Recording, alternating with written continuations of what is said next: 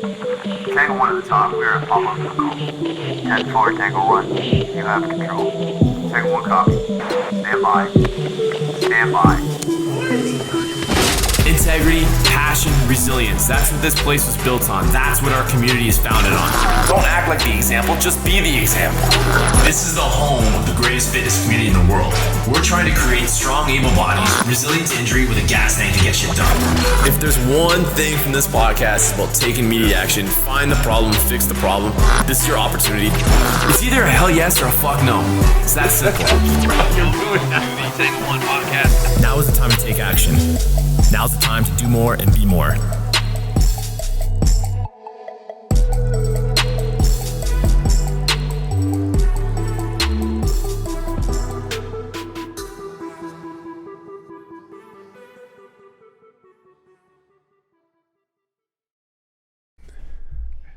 Yeah, we did that once. Recorded one without the video on. Yeah, that was that was shitty, man.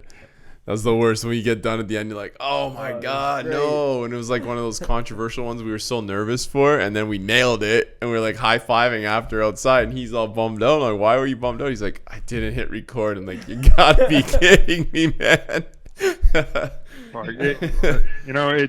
It's like Murphy showing up, like you're running a hot call. Negotiator thinks he's all hot to trot.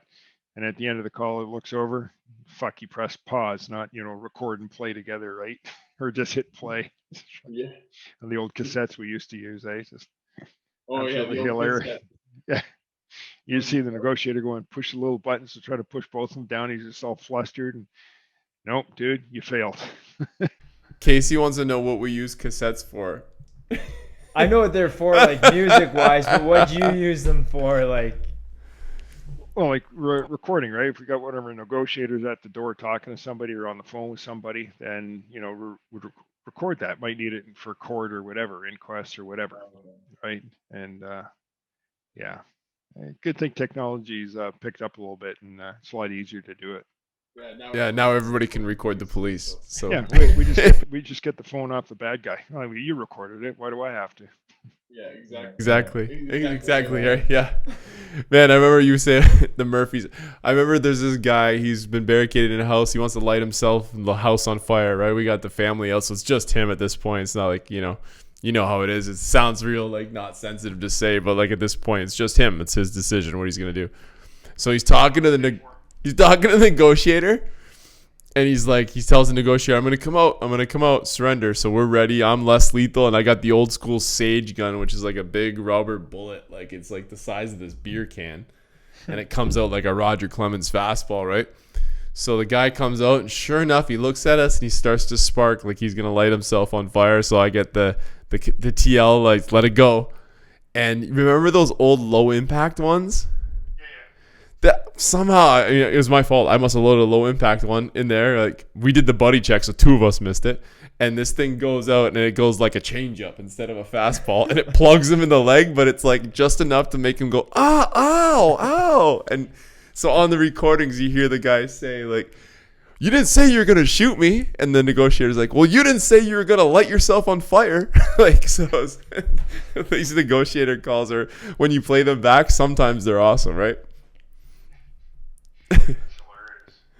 So today, guys, we are here with, if you haven't caught on by now, we're here with one of the guys from my old world, and in fact one of the legends. I like to call him the Michael Jordan of SWAT. I know he hates when I say that, but this is Chris Lusso. He's a 32-year vet. He's of law enforcement, 20 years dedicated to the Emergency Task Force, which is ETF. He was a tactical operator, a team leader, a senior training instructor, and for all 6 teams on that unit at one point. He was a mentor of mine when I was kind of rising the ranks within our team. And he's been a senior instructor for almost anything that you could ever imagine. He's one of the most trained guys I've ever met, and like multi-faceted when it comes to his training. One point, Chris led one of the largest operations he led, and one of the largest operations I've ever heard of in North America, really. He 44 tactical teams hit doors simultaneously. He's heavily involved in peer support, and we had Andre and JP on the podcast recently, and after their shooting, Chris was the first person I called for advice, and he was there to like help me through that and to help me not just handle the legality of things. He was there to make sure that I was able to keep those guys in the right state of mind and make sure that their psyche was taken care of. We're lucky to have this guy. He was a huge part of our blast camp, and I'll tell that story later, how I got this guy. And like Casey says, man, you're a certified badass, and you're one of my good friends. So welcome to the show, man. Thanks, brother. I appreciate that. Gave you the Hall of Fame intro. Pardon me? You got the Hall of Fame intro today, that's for sure. Yeah, I'm a little humbled on that one, but yeah, appreciate that. Thank you. There's lots to go over. So some of the things we kind of want to go over today, some things that you've kind of set forward is like, just one is like the power of the mind, setting goals for yourself and achieving them, fighting back from critical injuries like on the job force, your time as a tactical operator, and organizing one of the biggest simultaneous raids like Tony mentioned in that first part, and then also like your love for training and just being prepared for any situation, any line of work, right? That's something we'll get into later, but it's something that I know a lot of guys took away from the blast camp is you don't have to be in the military to learn how to use a tourniquet, right? You could be a butcher, you could be in a like whatever line of work you're in, having these infield tactics can help save somebody's life someday. Right, so that's just a few things we'll definitely cover throughout today's episode, and yeah, super excited to have you on and see you again. So why don't we start right there, Chris? Kind of like before we get into all the background stuff, maybe like, you know, blast is approaching, and I know when I made that call to you, basically like, hey man, can you come 4 hours down the highway, leave your family, and come for free and sleep in a tent all weekend? You're like, yeah, man. What time you need me? And it was pretty amazing, and I think that goes back to the brotherhood. Like the TAC life, the brotherhood there, the bonds that we make. It's just, you know, one go, we all go. And TAC guy ever puts up his hand, don't care where he's from or what it's about or whatever like that. The answer is when and where, and let's just get going. And you know, like you say, you're a brother. When you told me about the blast camp, I thought that was absolutely a phenomenal idea to, you know, help out a bunch of individuals and, you know, try to make them better as well and enlighten them to different perspectives in life and professions and relationships, etc. 100%, I'm there. So, and I had a great time and had a lot of personal growth on that camp as well. Yeah, that I found the same thing with the personal growth too. Was wild on my side. So Casey kind of touched on it. I think it's a great place to start with blast camp with that education. Is like we brought up things, and a lot of this was your idea. I don't want to sound like I'm taking credit for it. To the blast camp was like situational awareness and the OODA loop, and like Casey said, tourniquet. Maybe touch on like how you think that's. I know you have daughters, and you're teaching them all these things, and I'm teaching my sons, and I think like men, and not that women don't need to, but this camp was dedicated towards men. Like, well, how is that so applicable? Some of the things that we've learned that we're now passing on. For sure. I mean, like just like the simple things like tourniquet or like that, you could save somebody's life, right? And as we know, that thing is so fragile, right? And if you can do that, man, and we've done that, nothing's better, right? When you're able to, you know, keep somebody living. Right, especially, you know, when you look at their next of kin or their friends or loved ones, etc. You know that now you've, you know, put forth something that's going to allow their lives to not be completely shattered because somebody's died, right? And it's a simple thing, right? You know, simple first aid, right? First aid, CPR, tourniquets are just part of that first aid cycle, right? So yeah, we teach our kids, mostly like, you know, so they can save somebody else and save themselves. Right? It's just so critical. And then with that, we talk about situational awareness, you know, situational appreciation and situational understanding, right? All huge tenets of that one pillar, right? You just have to be aware of what's going on around you and be able to relate it to your position and what needs to get done, right? So huge things. So when you're talking situational awareness, I think it's like important to know, like, it's not even, I mean, you picture like as a couple SWAT guys and maybe you have from the movies, I mean, when you're out with your family, it's just as much about situational awareness is just as much about avoiding problems or having an evac problem if that does occur. And I know that's something that we talk about. You'll be really proud of this, man. And this is a funny story for you because you're from up there. We went to that cottage way up north, and I went with Joe and Mike and Cal, who were all on that trip with us and had never really been exposed to that. And I get there and I'm like, hey guys, the kids, it's just us and the boys. We're in the middle of nowhere. Hey, the tourniquet's here. And then they were all over the plan. Like, okay, I will call the hospital. That we put the map on all the cars. Like, this is stuff those guys would never have done before. And I think it's like crazy to like have people thinking like that. And that's also saving lives, or how many other lives? Who knows? Because simply by that awareness of what to do if something happens, puts you probably ahead of the curve, that you'll avoid those things that could happen, because your mind, even subconsciously, is putting you into that, looking past that horizon, or expanding that horizon, so that you have a grasp of, oh, this could, I need to do A, B, or C if this happens. Well, your mind is already attuned into that thing and that event happening. So therefore, you're sort of expanding on that to try to avoid it, because you're sort of almost looking for it now that you have a plan for when it happens, right? Yeah, it saves that kind of hesitation lag, right? Like, it was something that we went through a lot through recruitment for fire. There's a lot of things. It's like anytime you go into a room or a restaurant, like, take the second to see where the exits are.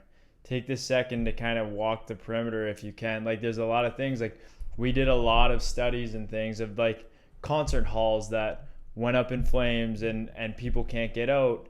And it's extremely, like, it's extreme situations, but it's like those things can happen anywhere, right? And it's the people who take that extra second just to look around and say, there's my out, there's my door there. If something random happens, there's my door, there's my window, there's my first, second, third way out of here. Takes you a split second to do, and then the odd random time it does happen, you're prepared for it. You're not taking that 30 seconds to panic and hesitate, and at that point sometimes it's too late. It's like taking those tactical skills that you brought at the camp and Tony talks about all the time into real life. And you don't have to plan out, okay, what if someone comes through the front door with this or that. It's like as simple as, you're out to dinner with your family.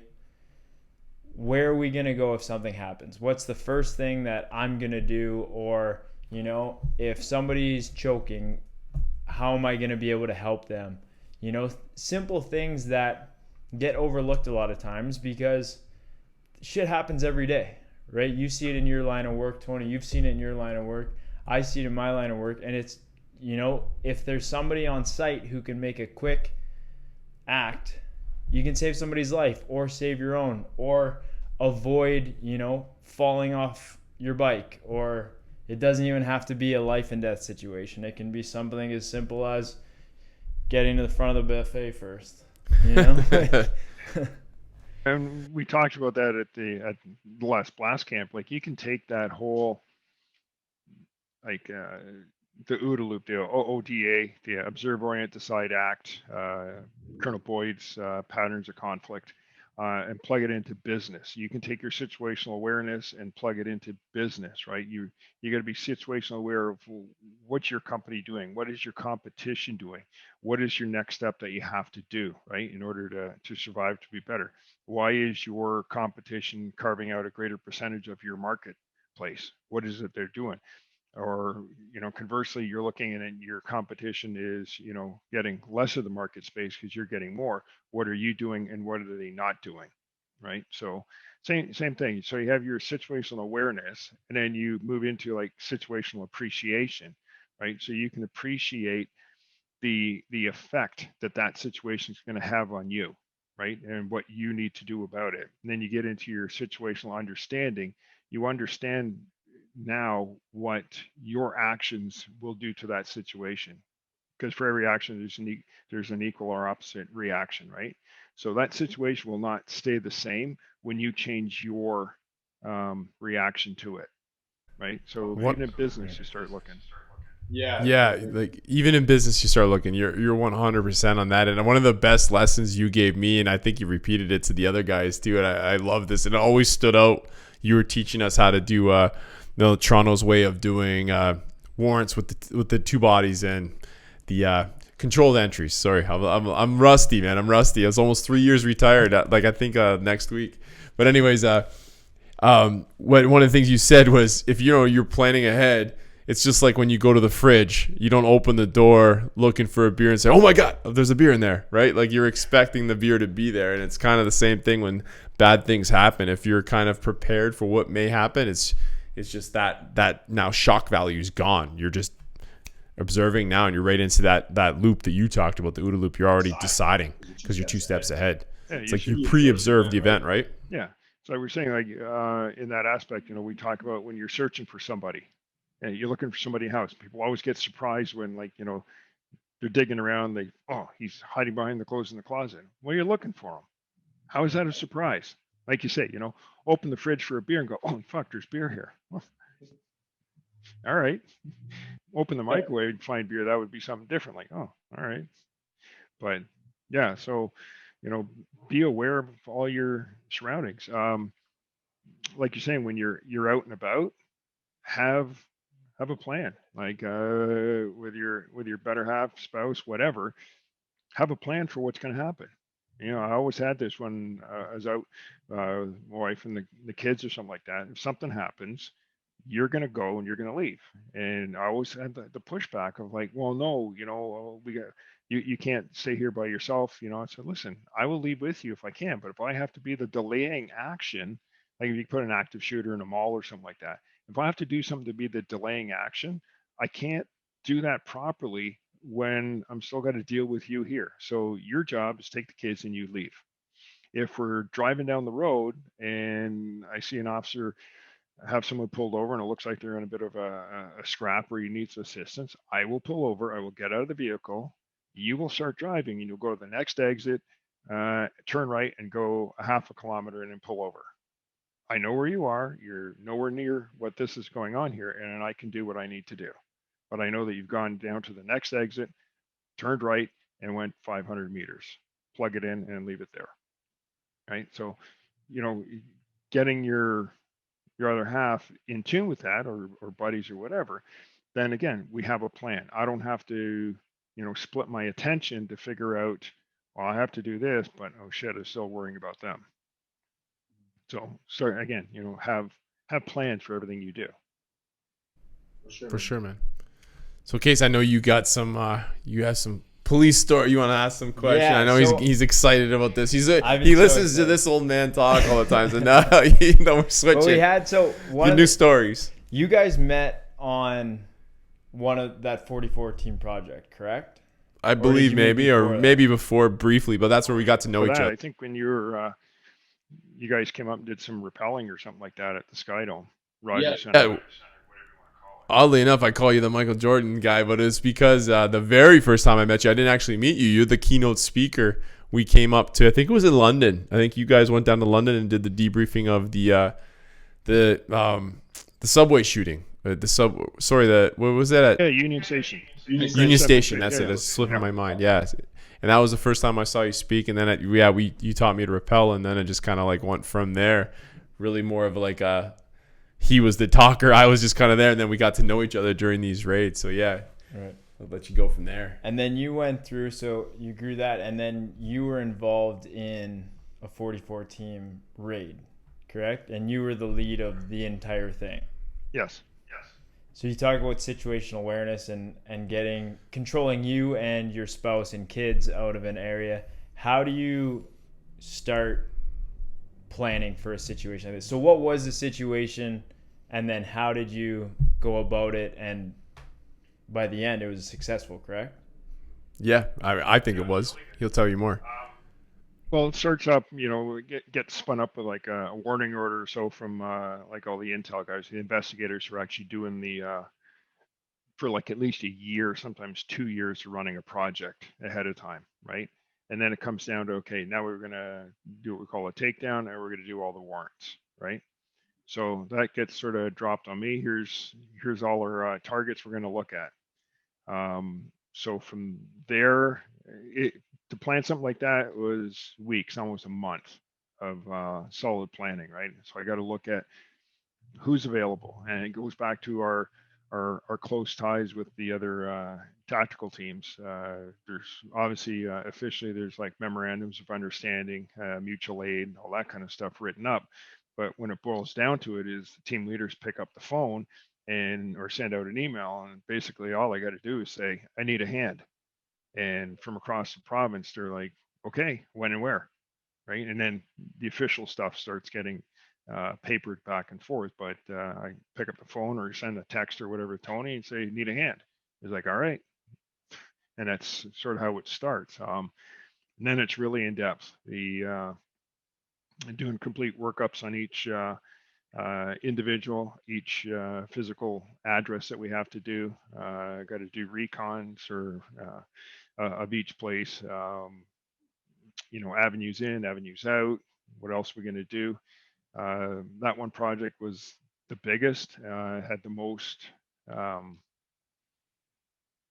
guess, diverse things we had to overcome. One apartment building had 10 units in there that we were going to. So we had 10 apartments in this one 29-story building, right? And we had 3 or 4 buildings like that within the one compound, and it just kept expanding out.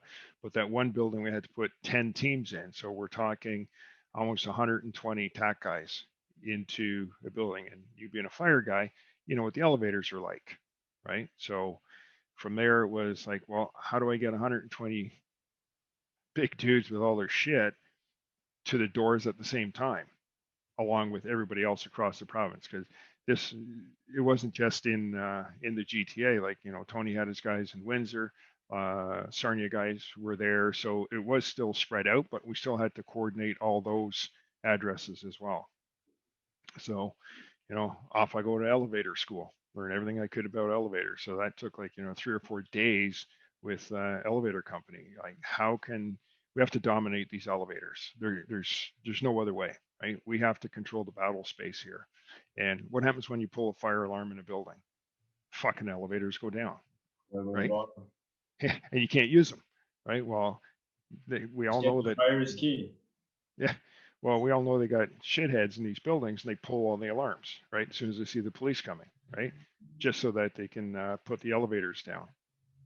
So start building out plans on, say for the first 6 or 8 floors, you guys are taking stairs, right? So, okay, so I know that it's going to take you longer to get your thing. So now I have to start programming where you will be in the order of march leaving our staging area in this whole convoy of vehicles, because you guys got to get there first, because you got to haul up 8 flights of stairs with your stuff.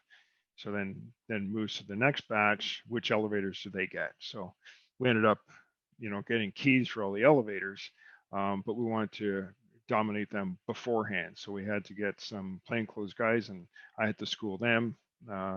And we get into the place, and we'd control the elevators before they could pull the alarms, right? So, and then there's making sure all the keys work. So we had to get into the place to test the keys beforehand. Of course, security is, on the take with the gangs. So it's not like you can just walk in and try this out. So, fuck, you're the Amazon delivery guy or fucking Canada Post or whatever, right? You're just in there trying everything in the elevators. So the logistics was just like, it's just crazy, because you also have to think you got teams coming. It's one thing to do a raid in my own city, but to go to another city and now have to just finding the address, like, right? Let alone like knowing what the buildings look like. So the research, the intel was just, well, I had a funny story, Luz. We did I think it was this project. I was lucky I got to come down and play with you when we we had a good night out after too. We came up to Toronto and did the raids there with you, but most of them I usually had to stay home because so much was going on between Windsor and Toronto because of Detroit. So well, you'll appreciate it. I'm going to call these guys out too, because I know some listen. So the ODOTs were going on a raid, right? And they're coming with me, and I'm like, all right, guys, I can bring you by this place. Kind of complicated, approach. So we get in, we're in like this ghetto apartment, and I'm like, bro, like I'm dressed like I'm wearing like my Pistons jersey, like I am like all ghettoed up, like to like fit in. These guys come in, they're like, I'm like, you look like a cop, like cover yourself up a little bit. Then we're walking by the door, and I think he's just gonna walk by like me, like I just give it a glance and keep going, right? This guy takes out a tape measure and starts measuring in the hall. I'm like, God, what the fuck are you doing? like they're paying attention to this, man. We gotta go. Oh, so it's pretty funny. I always thought like one of the things I appreciated about you was you stayed so calm, because I know that you're a doer, you're an action guy. Like, here's the job, go do it. That's kind of how I handled Blast with you. I said, hey, Luce, this is what I need, do it. And like that's the last I heard of it. I just know you're gonna get it done. And I like you would handle all those questions and all those different kind of personalities and stuff. That's got to be one of the biggest challenges, right? Well, 100%. And as you know, as a team leader, like, you know, you gotta manage the personalities, right? And, you know, within that on the teams, I'm going to exploit, and I told all my guys when I was the team leader that I'm going to exploit your capabilities and your strength. Like, I don't care if you're my best friend and you want to be number one on the door, you're a solid number two, right? That's where you're going to be, or you're a solid breacher. You're not cut out for the number one spot, right? You can do it, but that's not your best effort, right? So I'm gonna put you where you need to be, right? We talk about, you know, what comes first, man or mission. Well, the mission has to come first, right? If I was busy catering to each person's little need, would never accomplish that mission, right? So that has to come first, but, you know, obviously not at the expense of, um, like losing guys. And I'm not saying they're not important, but I'm talking about managing personalities and skills to accomplish that mission, you know, collectively. How did you get guys like to be like a cog in the machine a little bit? Like I know it's big with sports and like played football and knowing that like I think a lot of guys did a good job at it, like being, you know, especially like linemen, you know, they do all the hard work. They don't get all the glory, all this stuff, but personally they give themselves all the credit because they deserve all that credit. How do you do that in the teams to make sure that guys like the 2 and 3 man are still getting that satisfaction? Like how are you, because they are as important as the number 1 or number 2, how do you convince people that the minor things are making all the difference in big projects like that? In our training, in that whole team building cohesiveness, everybody knows that they're a very important part. Like number one, you're just number one, right? And the junior number ones are it's always funny. And then I remember when I was a junior number one, you know, you're going in, you're working a pole mirror and a pistol and stuff like that. Your number two's got a shotgun over your head, and you're like, okay, number two, I need to do this. Number three, I need you to do that. And they're like, dude, we got that. Like, you focus on your job. You know, pick the path going into this place isn't gonna get us killed, right? And so then as you grow and mature and you experience more, you start to calm down. You know what your role is, and there's not, no one says like number one is more important than, you know, number six in the lineup. Everyone has a specific job. You know, even the guy in the backyard doing containment, because when bad guy squirts out the back door, you're number one, right? So it's a matter of that team training, the cohesiveness, like you say, like the lineman. You know, he doesn't get the glory that the receiver or the quarterback gets, but at the end of the Super Bowl, he's got a ring. Right. Yeah. Right. So it's all part of it. Without solid linemen, your quarterback's getting sacked all the time. Without solid linemen, you're not sacking their quarterback. Right. So everyone has that specific role. Everyone has that niche that they're good at. Right. And the best way I found on the teams is to exploit that is, you know, you reward that. So if you got a guy who's a really good breacher, you try to get him some kick-ass breaching courses or some new equipment, or find him an old factory or office somewhere you can go break shit, because breachers just love to wreck shit, right? Right. So, you know, if you got a sniper, right? Well, you try to get them stuff that hones that skill that you want them to improve on that improves that whole team, right? Which, ends up in fulfilling your mission statements. Right. Team training and cohesiveness, which basically boils down to culture, I guess, if you really want to like melt that into one thing, which is, I mean, you talk about SWAT being applicable to business, like that's the key word in business, right? And culture, and it's, I think it just shows how like places like ours have survived and communities, like ours have survived through that. It's just by building culture. And you're right. I think you hit a really good point. Like, not just the rewarding like through, for us it was equipment. Remember how pumped you'd get if you, like, especially back in like in my day, right? Like it was like, fuck, I'm looking at what these guys got now. They all walk in and get new shit. I had to like borrow and like, anyways. So with the rewards, but also I find also a great way to do it is like, and you were good for this. You were so good for this because I remember when you came to the I held that team leaders symposium, that first one, and I said, hey, I would love for you to speak, and you actually put one of your guys in position to shine. So you had one of your guys come up and speak, and I think that's a good way to do it too. So like, if it is like a sniper initiated event, like giving the sniper that opportunity to show to the guys and girls now, the guys when I was there, that, this is my ability and I'm capable, and giving them position to shine. Just like, I let you run with it when you had some of these projects. It's the same kind. I think that's what it's all about, man. It's the small things. Yeah, and there's going to be times where you have that problem child on your team. The naysayer, the grumpy guy, and the hardest part is when you're younger and more junior, and you got a senior guy on the team, and now you're the TL, and he's not, right? Whether he wanted to be or not is part of the equation, but you were picked to take that role. So what do you do with that? Sometimes cancerous individual on your team. You can't just cut them, right? Sometimes you do, but you got to deal with it. And I found a couple of times, reading their personalities and stuff like that, I put them in positions to train our guys. I put them in positions to put together a training package for the weekend, or teach us something. Like I try to find out more about that individual. What were their better skill sets earlier on? What was their driving points? What was their niche? And I'd ask them to put together a training program, right?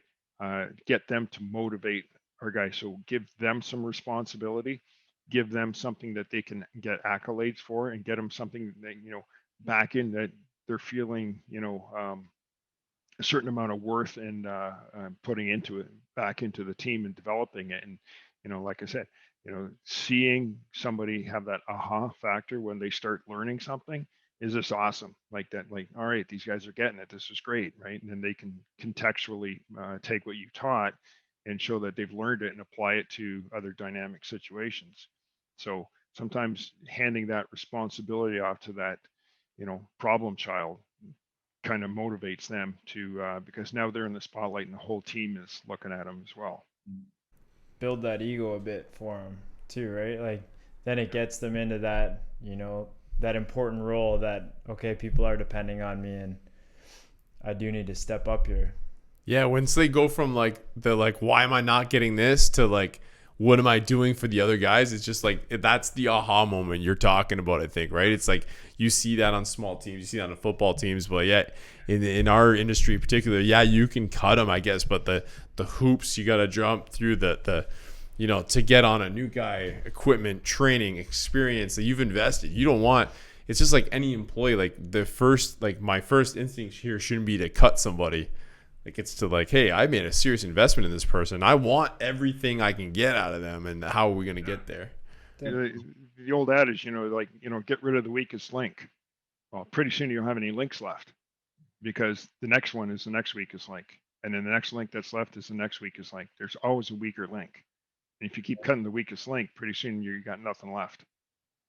Yeah, I had this like real wise sergeant. Remember Heat, the redheaded guy, the boxer? He was my sergeant. We came up and hung out with you guys that time, and he always put it. I loved how he put it. You would say the weakest link, and he always compared it to Survivor, but he wanted the guys, like that was his message. Every day, I want you to act like you're on Survivor Island. You're gonna get voted off. Like if everybody comes in here every day and gives that kind of effort, like they might be the person on the cutting block.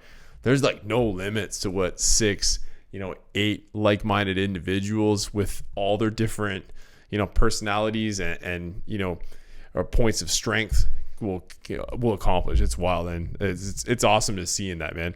One of the parts of the SWAT culture, though, man, where we is we don't let people get away with things without like making them bring it up. So I'm gonna ask you a question. Have you, sir, ever been arrested? Well, let me make that more specific, because most of us SWAT guys have. Have you been arrested in Africa so that you can set yourself apart from me? We've all been locked up, so Nothing wrong with that. Yeah, we got incarcerated. It ended up just being a day until the fine or tax was paid. We were running high-risk escorts out of Amsterdam for some of the airlines and stuff like that. And this is all pre-9/11 stuff. So we take this guy to Ghana. I guess the government changed as we were in flight. So we get there, and my cohort, he goes, "Yeah, fuck it, I'm gonna use my Scottish passport on this one," because he's got a few different passports. I'm like, Dick, why don't you just keep using your Canadian one like me? And it doesn't cause. No, I'm using my my Scottish one. I want a stamp in this one. Fuck. So we go to Nigeria, jump from Nigeria across the border into Ghana. And we turn this guy over to the, and it's like out of a movie. These guys are just sitting in a room, all smoking and stuff like that. They got their aviator glasses on. So I'm just like, this is not going to go well. So you flew this guy from Toronto back, and I just dropped him off in the country, basically? Yeah, like we're taking him on a deportation order, right? It was all private contracted back then, right? Yeah. So we take this dude, and he's wanted for like drug smuggling and all that kind of stuff, right? So we're dropping him off. Here's your paperwork saying, well, you got booted from Canada. And they're like, we don't care. Paperwork's not in order, and you can't have him in custody, right? That's like kidnapping here. And we're like, the fuck, right? So they like I say, it's out of a movie we're watching, and this guy is like looking like he's fucked. So they say, well, we're taking him. So they grab our guy, and he's like, he's got fear in his eyes. He's like, oh fuck, like he's not coming. He's not seeing tomorrow, right?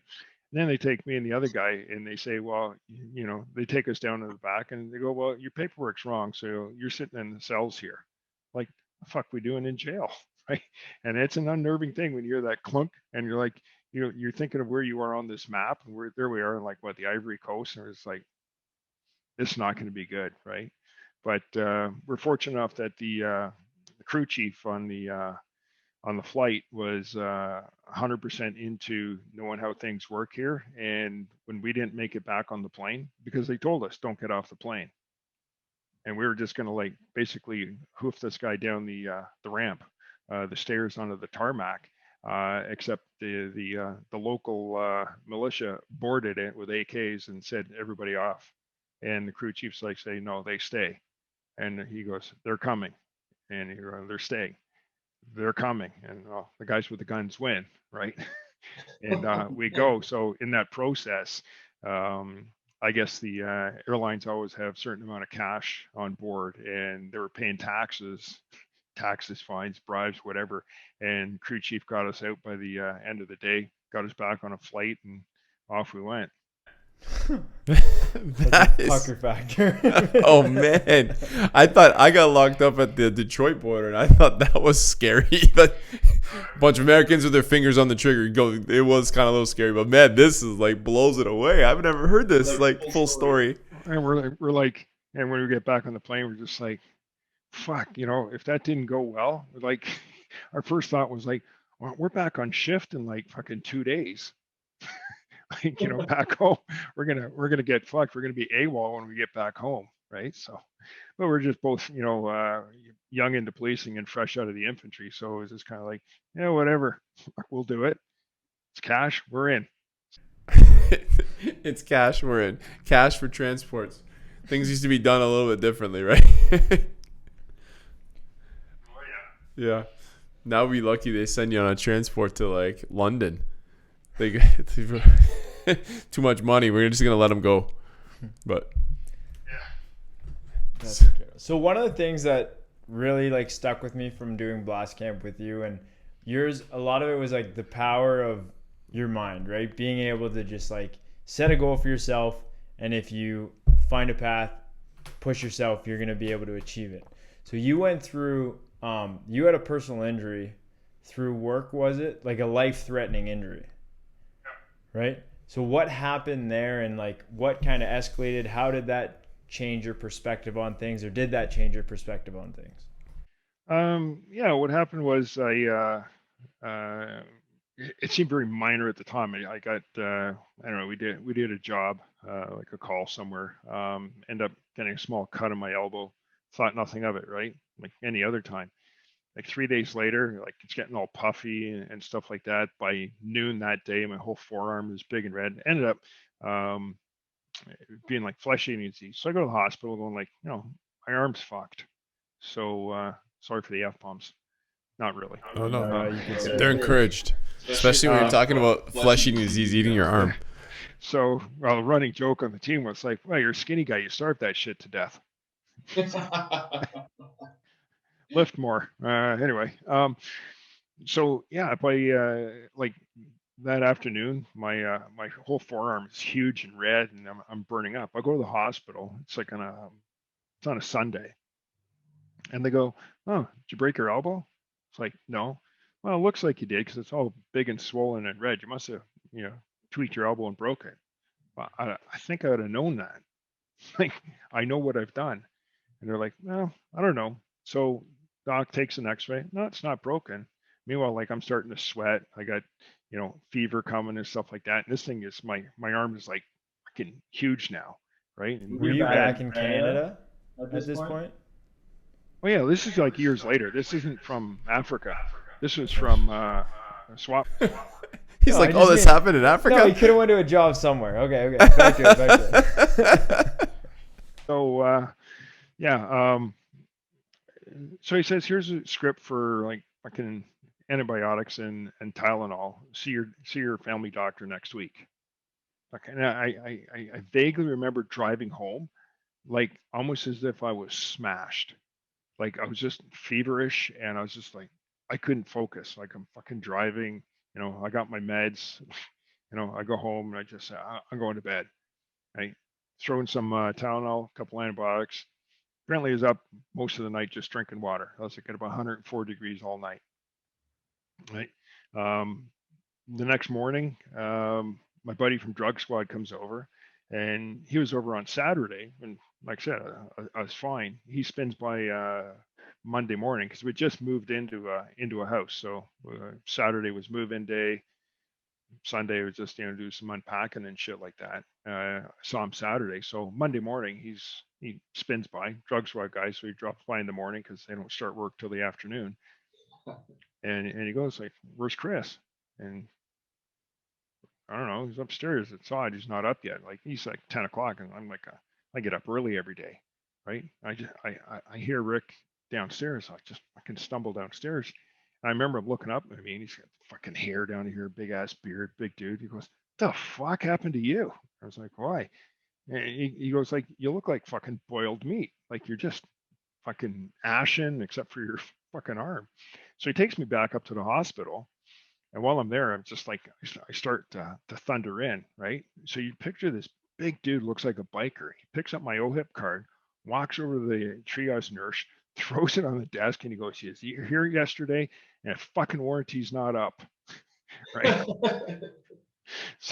so they wheel me in, and I guess on the weekend you got the residents, right? And it still baffles me that you're going to be a doctor, so let's see if we can keep you up for 24 hours, and you make these decisions on people's health while you're fucking overtired, like and we do it as cops all the time. You're up 24 hours testifying in court, do whatever, do another job, but it's not the same as these guys, right? So anyway, now what I'll call like the real doc is working. He takes one look at me and goes, fucking, he goes to isolation. Like there's something wrong with this dude, right? So puts me in there, and by now my arm is like really big and red, and I'm just hurting. He takes my arm and he ties it up onto an IV rack beside the gurney in the room, and my arm is tied to this thing for a day and a half because he's trying not to let any blood go up into there while he's trying to figure out what's what. And then, like he said, 2 days later, he says, no, we're not getting any better here with the antibiotics. So wheels me down into the OR. Nothing for pain at this point. He wouldn't even give me an aspirin. They said, no, we don't want to lower whatever your biorhythms or fuck whatever, right? He cuts my arm just in the OR, like takes the scalpel, opens it up, and all this pus and shit just comes fucking gushing out, right? Then he takes it and he's squeezing it like he's wringing out a towel. And I'll tell you, fuck me, that hurts, right? And it felt like, 100 cigars getting put out on my arm anyway. And it's just wringing out my arm, right? And now it's filleted open and it's all left open, right? Ties it back up, lets it drain, right? After another day or so, take it off the IV, and I'm like, oh, fuck, thank God, right? And I'm just like holding it up in the, still in the isolation room, right? Because they're looking like, wow, you got some weird shit growing in you. As I said, it turns out to be at flesh-eating disease, same thing that Boris in Quebec had, where he lost his leg. And apparently there's 2 other young guys roughly my age at the time in Ontario that got it during that same period of time, and they both died, right? So I'm just like, fuck, this isn't good, right? Yeah, so we go a couple more days there. They're just trying to see how it is. They would come and rip the gauze out from the hold and put new gauze in with the hydrogen peroxide. So like every 4 hours, they're ripping everything out of the arm again and then stuffing it, repacking it, right? Again, no pain meds. Yeah, antibiotics. So they got IV penicillin stuff going in, and antibiotics are really catabolic to your system, right? So on my other arm, to keep moving the IVs, right? I look like a fucking junkie, right? Because it's just eating up the veins. So goes a few more days, and all of a sudden, my fever spikes again, right? So it's kicked in again. So the antibiotics aren't working, and it's just fucking going up again, right?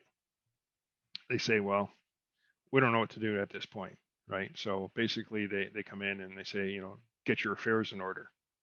Like, what? So like, well, get your affairs in order because, this isn't going well and, fuck, you could die, Get your affairs in order. Oh my God. Yeah, that's pretty harsh. Right? I mean, I just, at that point in time, we just moved into that house and my second daughter was, almost born. She was, her mom was 7 months pregnant at the time. So it was just like, fuck, I got shit to do still, right? I'm not checking out yet, right? So again, set your mind to what you want to do. So then as this started again, doc says, well, we're going to open up your arm more. Right? We're going to flay it open a little bit more at this point. So he tells the nurse that he's working with, go check the OR and prep one because we're going to take him into surgery. She comes back, says they're all full. And he goes, okay. He leaves, and then I hear it down the hallway. He's wheeling the little cart with all the shit on it into into the room where I'm at, right? And he tells the nurse, hold his arm, and he just gowns up and he does it right there. Takes the scalpel out, cuts that arm, which was starting to heal, but the infection was still in there again. Gets the forceps and cuts out part of the tricep, debriding all the dead flesh in there, right? Squeezes out again and says, oh, we're starting again. So fast forward a couple more days of fucking pulling and stuff like that, and it's bigger and open now. They're not sure what's going on, right? So we have he's the orthopedic surgeon, and I'll back up. Testament back into the brotherhood. So we have one of the guys on the teams, an older senior guy on the teams.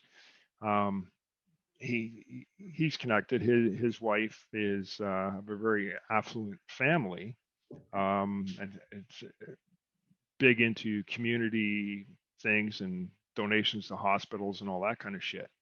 Well, she had like toxic shock syndrome or something like that. So she had, their family being big donors to hospitals and stuff like that, she had the best care available. So he's apparently teammates at the house, and he tells his father-in-law, and he goes, "That's unacceptable." He makes a phone call. Well, I get the top disease control doc from Mount Sinai Hospital all of a sudden requesting all my records from where I'm at, and the orthopedic goes in and goes, "Oh, fuck, Dr. Lowe wants your shit." Basically, I'm like, I don't even know who he is. Like, I didn't even know this was going on at the time, right? Found out about it later. So anyway, he sends his guy up to check, and then they send a plastic surgeon as well. So as I'm sitting there, the three of them were picking and prodding and looking at this, talking, and I'm like, I'm in the room. Like, fuck, what are you doing? They're like, well, yeah. And they say, well, we're trying to figure out a courses of action, right? Kind of like we do in the TAC world, right? What's most likely course of action? What's most dangerous course of action, right? So the orthopedic surgeon goes, well, I'm just going to take your arm off, right? We're just going to amputate to try to save your life. Because at this point, the red and the purpleness had gone up into my chest. So that's why the concern and last rites, because that gets into here, to get close to your heart, and that bacteria is just going to fucking kill you. I don't have a heart, so it didn't matter. But so now they're contemplating tying off your arm and making you bite down on a stick, and they're gonna saw it off, basically. Like, the orthopedic says I'm gonna cut off your arm, and I go, okay, what are the other options? And the plastics are, what's the B option? So the plastic surgeon says, well, I want to cut your arm open all the way, clean everything out, and then try to layer it back together, right? Once we've got it all out. And I was like, okay, but you know what I do, right? What's the prognosis here if you do that? Because his idea of cutting it off isn't helpful to me being back on the team, right? And I was young on the team, like I've worked hard to get onto this team. Like I've worked 6 years to try to get here. Right. And he's like, well, if it goes well, 50% chance of 50% usage of your arm, right? I'm like, well, that's not good odds, right? it's gotta be better than not having an arm. Yeah. So it's like, okay, let's go with door number 3. What do you got? Right? He goes, well, I'm he's the microbiologist drug guy. And he does and all I could think is like that movie Trading Places, whiskey, right? He goes, he holds up a bag. He's like, I got this thing I've put together. like this concoction or whatever of antibiotics. I'm like, okay, if it works, then that's going to be great. It's going to I can take care of it, kill it, and then we'll start working on rebuilding. I go, and if it doesn't, he goes, well, then you're back to option A, because option B will be out the window because too much damage will get done. Oh shit! So it's like, if you're gonna try this medicine, or we're gonna fry your arm too much, it's got to be cut off. That's so I'm like, fucking C, let's do it. Yeah. Right? What could happen? Of course, I know what the outcome could be, but it has better potential. So let's give that a whirl. I'll tell you, that shit was horrible. I don't know if you know it, but when you when it hits your bloodstream and stuff like that, all of a sudden, like I get the regular penicillin coming through and wouldn't really notice it. This stuff looked like piss from when you're dehydrated. I was just gonna say, I'm just gonna break it to you. He pissed on you, is what happened here. It was a jellyfish sting. So the little IV bag with this stuff, like the your regular saline drips come in, and then the penicillin is coming, and then the this other stuff would start dripping in, and within like seconds, or maybe like 30 seconds or so of it dripping in, I get this mawkish taste in my saliva, like it would just come into your system, right? It was just it was horrid, right? And I was just like, that's bad, right? And he goes, yeah, that is sort of the side effect, because you're putting it into your blood, so it's going to permeate everything, right? So I turned to him and I go,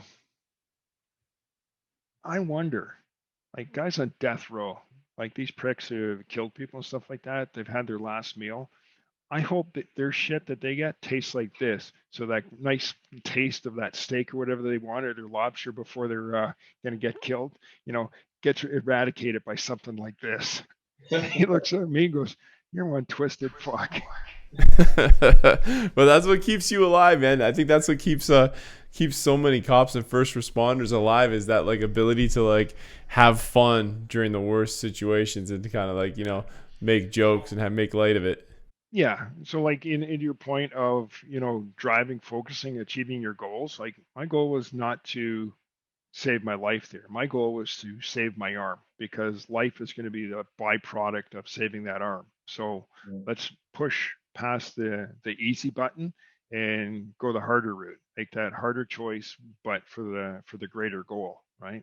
So yeah, that was my thing. I wanted to, you know, obviously live. So the byproduct of saving that arm and then continuing to not just survive but live, like enjoy life, would be like picking up my kids with both arms and stuff, and being more healthy. So just focus on that's where you got to be. Do what you got to do. Mind over matter. Yeah, mind over matter. It doesn't always seem to come down to mind over matter. And I've been really like pumped to see lately. You made some huge decisions in your life, and we're not going to really get into that part of it. But like just moving on to this next part of your life, which is like focused on like happiness and stuff, and like decisions like that. And it's just so great that you're able to live those. And now to get out to where you want to be and enjoy that extra space living in like God's country, basically, right, man? It's good for you. It's super congratulations on that big step. And moving on, it's kind of a weird day, the first day you walk around with no badge, isn't it? Huge shout out to you for that blast camp. That whole concept is just fantastic. You guys just knocked it out of the park. From at first, obviously I'm coming down, and I was thinking like, who's signing up for this? Like, what are these guys going to get out of it? It's not like a junior GI Joe camp or something like that. But then just seeing how you put it all together, and then the growth and camaraderie and the friendships that came out of that was just great. Like I said, we had that little meetup a little while ago and stuff like that. And these are always going to be little links to build your own family, your own group. I mean, that was awesome. Like, and for you to put that together, and I love like all the different backgrounds that everybody comes with, right? Not just a bunch of cops, a bunch of fire guys, a bunch of no, they're like what we have, like developers, finance guys, a butcher. It was great. Yeah, we had such a variety of people. It was so fun to do. I can't wait to do this next one. And yeah, the first time we did it, I just don't know who's gonna show up, and then the people that show up, it just shows they make a good investment, and then they like, they make the most of it and go forward. What I underestimated was the brotherhood it would create, but I guess I shouldn't have, because that's like how brotherhoods like ours got made, and that's how Casey's are being made now. And I don't think you underestimate it so much as maybe I don't know, like almost like not really took it for granted, but like just kind of.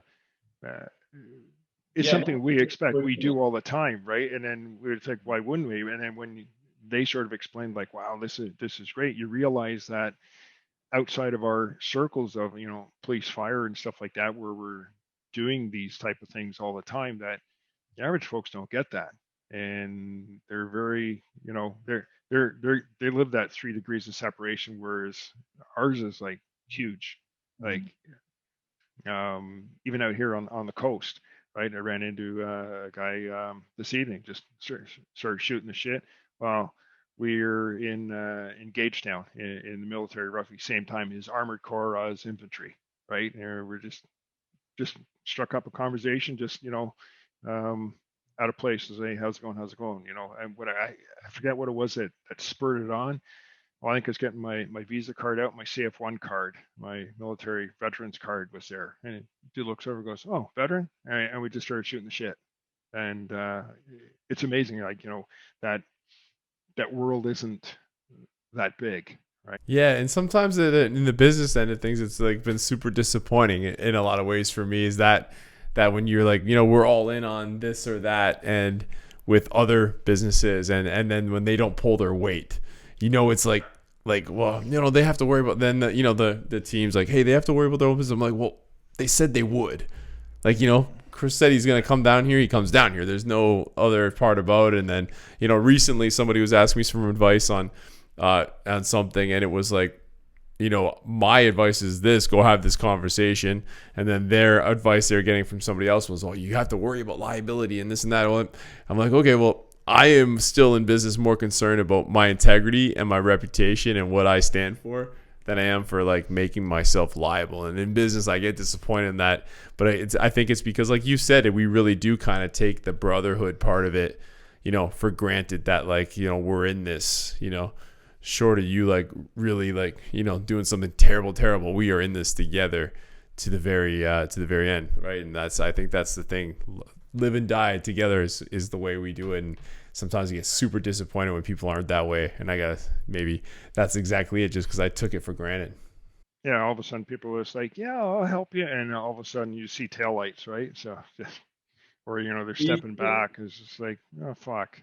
Isn't that kind of different though from like, there's a lot of relations with business and tactics and things that you guys have done, but also like risk reward between being in situations before, like you're going to connect closer relations with somebody when your life literally depends on them, right? Like I'm literally turning left when you turn right because it's life or death, as opposed to in some certain businesses, it's like if you go right and I go left, we're not going to make that $20 sale, right? So bringing that's what I think what's been really cool is learning from a lot of you guys is seeing how you bring that life and death mentality into something as simple, like not simple, but like a 3-day camp.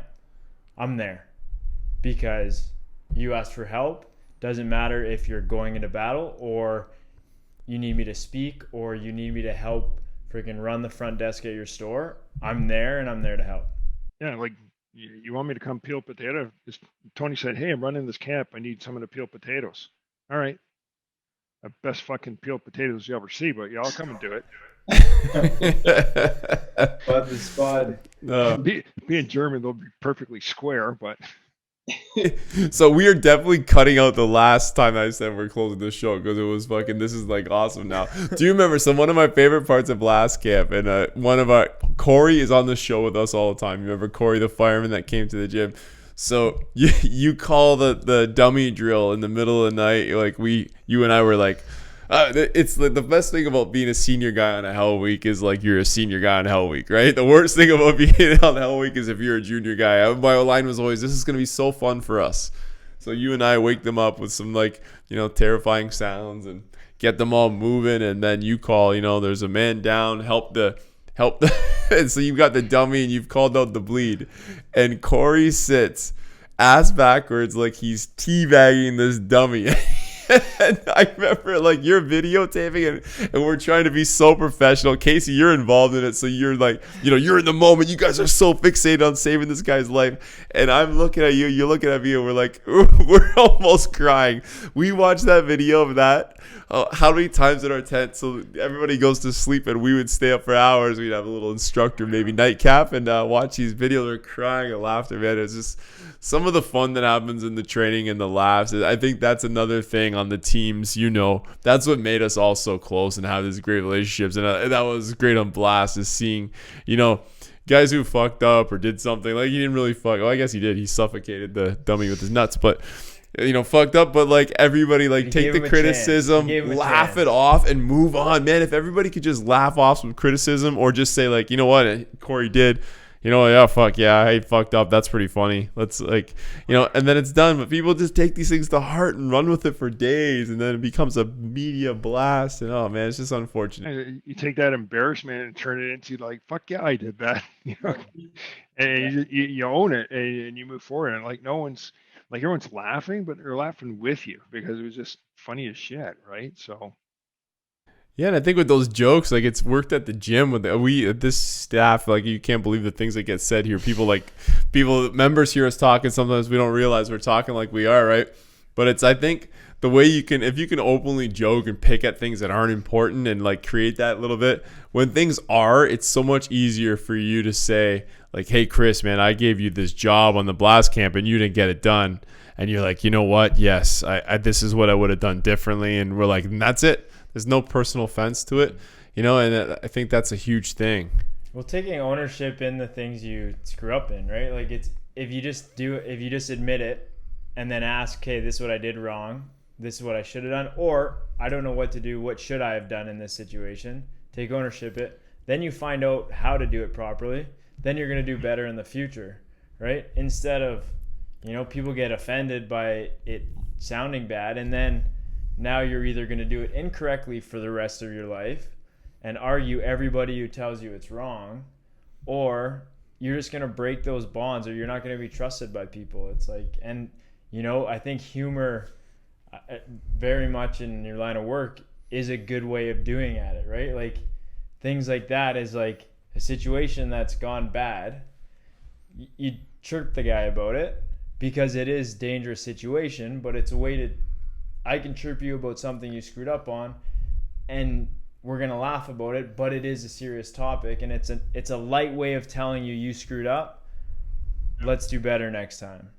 yeah, absolutely. And that whole thing about your leadership capital, right? Like where are you going to squander that? Like you going to just jump all over somebody for something like that? I mean, no, maybe it was me. Let's look over what your plan is, right? Like so, let's say Tony sending somebody out to do a sales call, right? And they fucked it up, right? Um, okay, where did it go wrong? Where did it go off the tracks? And sit down with them. And again, it goes to mentoring them, giving them another task, and trying to improve them, right? They're going to want to work harder for you, right? Knowing that you have their back, you're trying to teach them stuff, you're trying to make them better, which makes your company better, as opposed to just shitting on them, saying, "Well, you fucked that up." Well, they're going to be looking for another employer, and just keep draining your resources until they find it, right?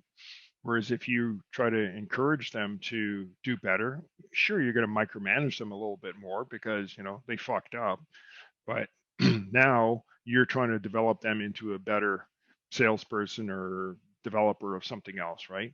Or whatever their position is, right? Trying to get them better, and then that ultimately makes your whole team better, right? Definitely. So we always do this with our guests before we kind of roll out. Is what if you're gonna recommend one book? For men, like let's talk about men that were little blast camp, people who might consider a blast camp type thing. One book that you might recommend that would switch them on for some of these things we've talked about here today. No, fuck. Will by G. Gordon Liddy. It's going to be hard to find, but it's fantastic. He wrote a couple others after it, fictional, but Will was his autobiography. So G. Gordon Liddy was the guy for that whole Watergate thing, working for Nixon or whatever. He was the one that they called into the the congressional hearings and stuff like that. He was like the CIA guy or whatever, and he kept the that party in power for a lot longer before the impeachments.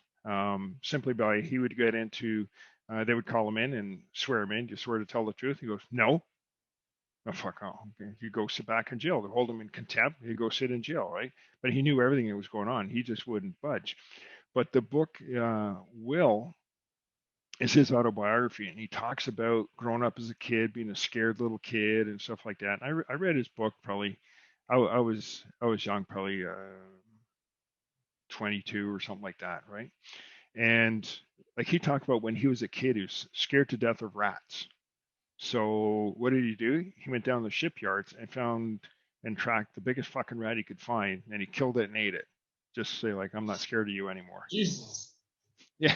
So he would do all this stuff, and he was just like one hardcore mean dude, like in mean, not mean like mean spirited to people and stuff like that, but just like badass. just in like he would accomplish whatever task he had to.